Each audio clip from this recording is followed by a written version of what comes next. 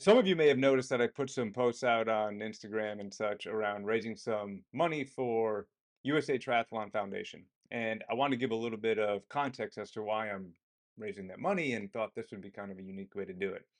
So, USA Triathlon Foundation is a not-for-profit arm that raises money across three core pillars. The first is to encourage youth participation. The second is to inspire pathways to inclusion and access to the sport. And third is to ignite Olympic and Paralympic dreams. And that's not in any order, but those are the three pillars that we raise money for. Again, not-for-profit organization. Three pillars, by the way, that I feel like I could probably come back and have a conversation with Luke and hit all three. Uh, Super important to sort of recognize all three of those. But today I wanted to talk specifically about igniting Olympic and Paralympic dreams. Because Luke, I think that's while we don't talk about it a lot, I know that's like the long range goal, right? Yeah, cool. So, Luke, let's start off by talking about like what's been happening since the time that you were a senior in high school and you had to make some decisions and attend college to where you are now. Just kind of like walk us through that. Yeah, I mean, senior year of high school, I had a good breakthrough season on the running front. So the options definitely opened up on the NCAA front for running. Really passionate about running too, so I wanted to try to find a way to manage both my long term triathlon goals with the short term NCAA window that I had. So talked to a lot of schools and ended up going to Providence College for a short period of time. Unfortunately, the balance that I was looking for on the triathlon and running front, it wasn't exactly what I was looking for. And I wanted to make sure that I was setting myself up correctly for a successful long term triathlon career. So took a step back and had to reevaluate my options and decided to give it one more shot on the NCAA front. Um, Coach Kenworthy from Siena College, talked to him for a while and seemed like it was going to be a great fit. So decided to pursue that pathway one more time and had a ton of fun for the spring semester of 2023. Um, you know, it was a really tough call to leave Siena College. I love the program, love the athletes, love the coaching there, but at the end of the day, I felt like I needed to put some more time in on the swim bike front and having the flexibility of online classes and managing those workouts times was what I was looking for. So decided to make one more jump and just joined Project Podium a couple months ago. Yeah, yeah, I know that was an incredible ride and a lot of like very hefty decisions. And you were at Providence for a short period of time, right? Like just what, 5 weeks, 6 weeks?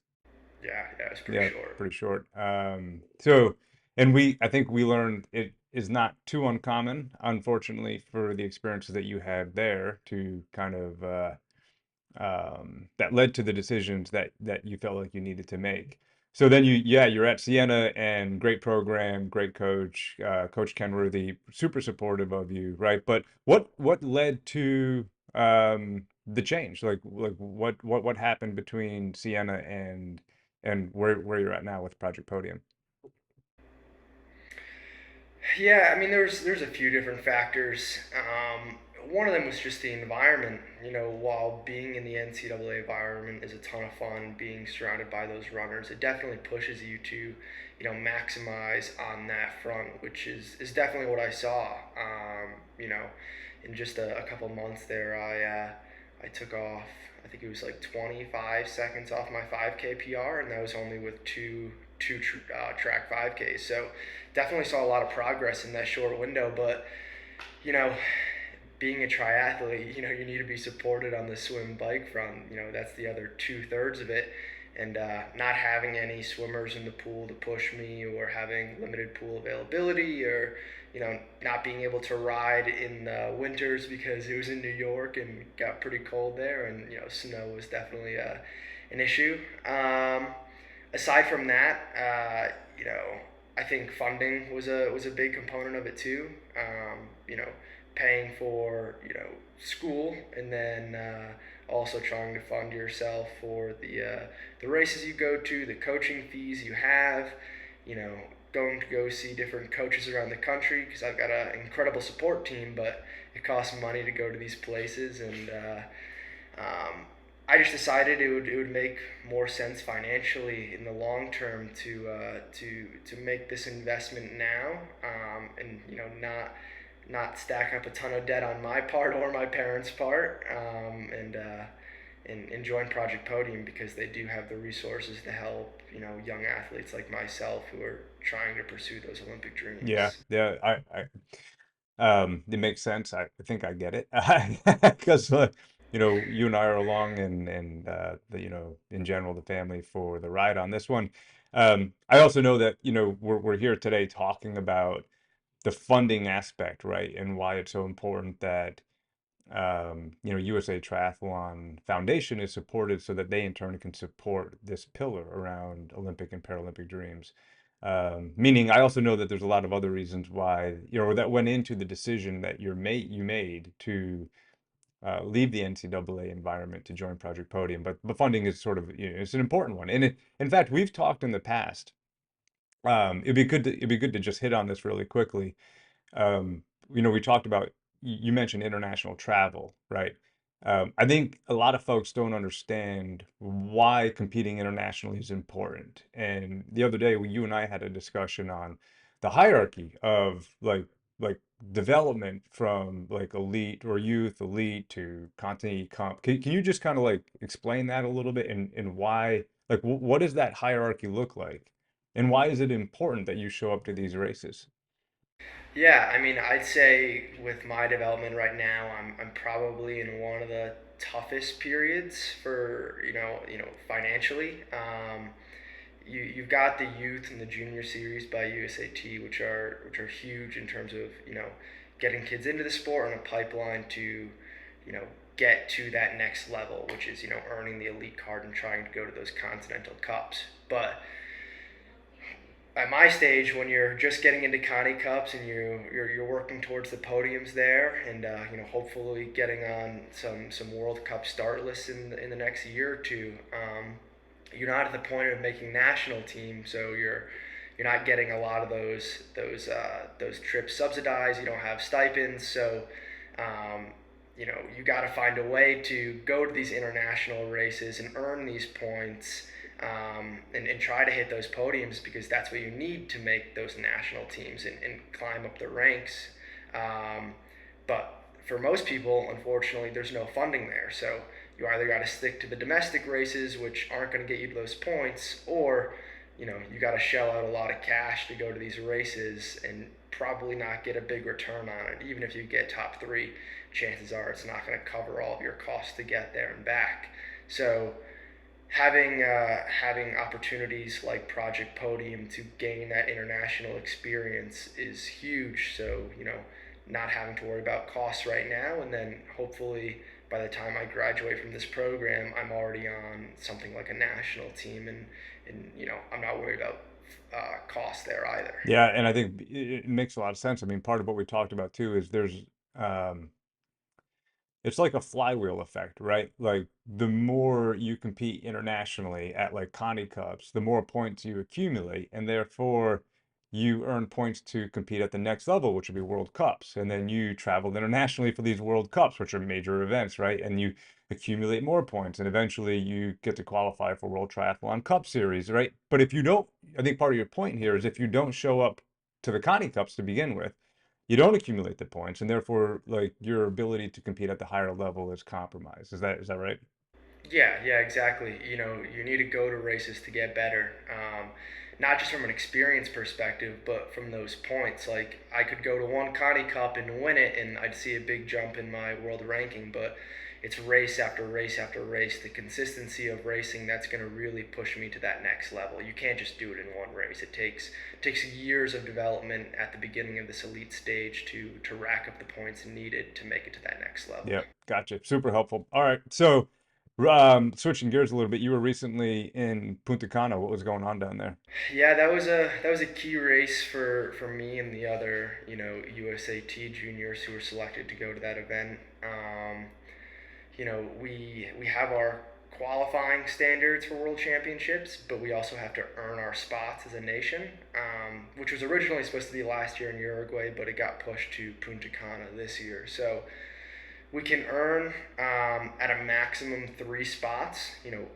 Sometimes we can get a fourth if we request it from World Triathlon, but basically, if we get 3 spots, that's a perfect day for us. So we had a crew go down there, and we did phenomenal.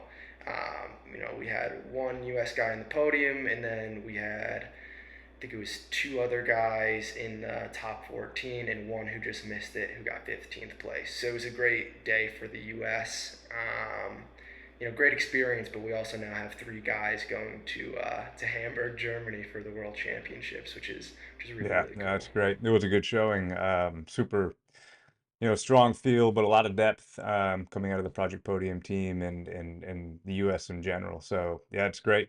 So um, coming out of Punta Cana, I know you were home for a few days, and then you're on a bit of a world war, like a world tour, essentially traveling. I don't know how many flights you took. Like, was it like 9 flights over the past like week? Um, can you just like why? Like what's going on there? Like where are you traveling to? What are you doing? And what are the goals of the travel over the past week? Yeah, yeah. I mean, definitely some chaos to embrace. You're right. Yeah, it was 9 flights, 3 canceled flights actually. So not a ton of great luck this past week. But made it to all the destinations. Some of them a couple days late. But yeah, I started off coming home from Punta Cana for one day, and then got on the plane the next day and went to Human Powered Health in Minneapolis. I was doing some physiological testing there, so we did lactate threshold test on the bike, VO2 max test on the run, a watt bike, 30-second max effort, and then a race simulation, which was 20K bike followed by 5K all out on the run. Just trying to see, how the body reacts in those race conditions. You know, Not an easy task doing a race effort by yourself indoors on a trainer and a treadmill, but the data we got was incredible. It's really going to help set us up for the next couple months with my training. Sweat testing, electrolyte testing, doing lactate testing through that, so a lot of good data. Um, After that, got on a flight and went to Reno for some run strength testing with Matt Pendola at Pendola Project. That's my run specific strength, and that'll be crucial for setting up these next couple of months going into Worlds, but more importantly, just from a more long term perspective, making sure I'm working on my biomechanics and doing some prehab, making sure I'm not getting injured, and also just like the longevity of the sport, making sure I can continue to do these miles 10 years down the roads, and even when I retire, I'll be all set.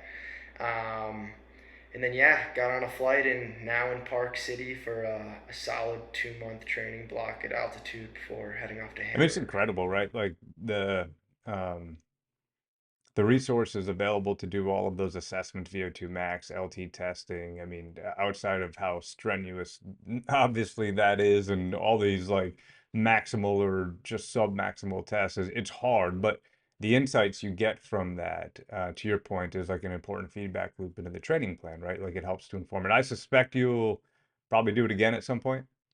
Yeah, yeah. I think we're planning on heading back in November for Human Powered Health, and then I'll head back sometime in the off season for Pendola Project. Yep, gotcha. All right, so um, so you wrapped that up. Finally, got through the chaos of all those flights. You're back in Park City. I mean, you've just been there for a few days now, right? What's like what's next? What's like what are you training for? Where do you go from here? Yeah, just putting the head down and training at this point. Wasn't able to do a ton of volume the past 5 6 months because of being in school and focusing on NCAA, trying to get those track 5K times down. So big emphasis on the swim and bike now. Obviously the run's important, but definitely got to put in the hours and the yards. Um, so yeah, do that for a couple months. Go to Hamburg, race there. 2 weeks later, race USAT Junior Nationals, and then back out to Park City for another training block, and planning out an exciting fall racing calendar. So definitely going to spend some more time in South America, get some more experience, hopefully get the world ranking up, and the whole goal after the summer is just to start building points for U23 Worlds next year to hopefully get a spot on that roster. Yep, gotcha. All right. So, I mean, this is like just an important conversation for us to have, right? Like it exposes so much that happened in like what, a 4 or 5 week period. You travel to Punta Cana, you do a race that helps to nail down or lock in some world qualifying spots for the US. You're like home for a day, you head out to human powered health, you do a couple of, a day and a half of assessments, whatever it is, and then you're out to see Matt Pendola, right? Then you're back to Park City, all to prep to go to Hamburg, Germany. Like, I mean, it's just for me, it's if you're not like in the circle, right? Like if you don't sort of like live this and breathe this and talk about it every day, I think the way that we do, and certainly you do, um, it's hard to like think about all the resources that it takes to fund like that kind of program and all the assets. I mean, you just real quickly, Luke, like how many coaches do you have in your life right now? Like, can you just like enumerate like how many people are supporting you today? um, yeah, I don't know. I mean, I'd say like some of them are on a daily basis, and then some of them are just resources that I always have access to if I have a question. Um, between nutritionists, psychologists, daily training coaches, strength coaches, run specific coaches, swim labs coaches to go get my stroke checked out. I'm probably somewhere between 7 and 10 at this point, which is incredibly grateful for these resources. All of them play a crucial role in all of this. Especially in the sport of triathlon. There's so many different things that you got to nail, and so many things that you got to be constantly developing and trying to perfect. Um, yeah, I mean, I wouldn't be here without the support of these coaches and my family and everything that's built up to this point, and it's truly not something Yeah. you can do Yeah, it's alone. incredible. I mean, it's also like another thing you hear people say, well, it takes a village to raise an athlete or to get somebody to where they are, right? But like it actually does take a village, right? I mean, and these are Yeah. like I know the folks that you're thinking about in your head as you go through that list, and these are amazing individuals, right? I mean, like fully accomplished, fully credentialed, right? Like have amazing results. So, um, great individuals, but they're also, this is not a philanthropic, exercise for them, right? So it costs money, right? Like it takes funds to sort of make sure that everybody can participate. So yeah, I just thought that's like another interesting data point to just kind of like list out the arsenal of coaches it takes for a single athlete to do the stuff that you're doing. Yeah, anyways, man, this is like super helpful. Again, like I think it's good to just shine a light as to like how much it takes to kind of put into the ingredients basket to make all this work. And again, for everybody listening to this, as perhaps as awkward as it is to hear like a dad interview his son, like the point here is to just say, raising money for USAT Foundation, the money goes to some really good places. Encouraging youth participation, inspiring the pathways to inclusion and access. And I'll come back and talk about those other two. And in this particular case, talking about igniting Olympic and Paralympic dreams, and just wanted to give some insights into like where that money goes, the kinds of resources it helps to fund, and why it's so important. All right, man. I appreciate the time. I know you're super busy. You probably just finished up a run. You probably got to go refuel. So thanks. Yeah, for All right. sure. See ya. Thanks for the conversation.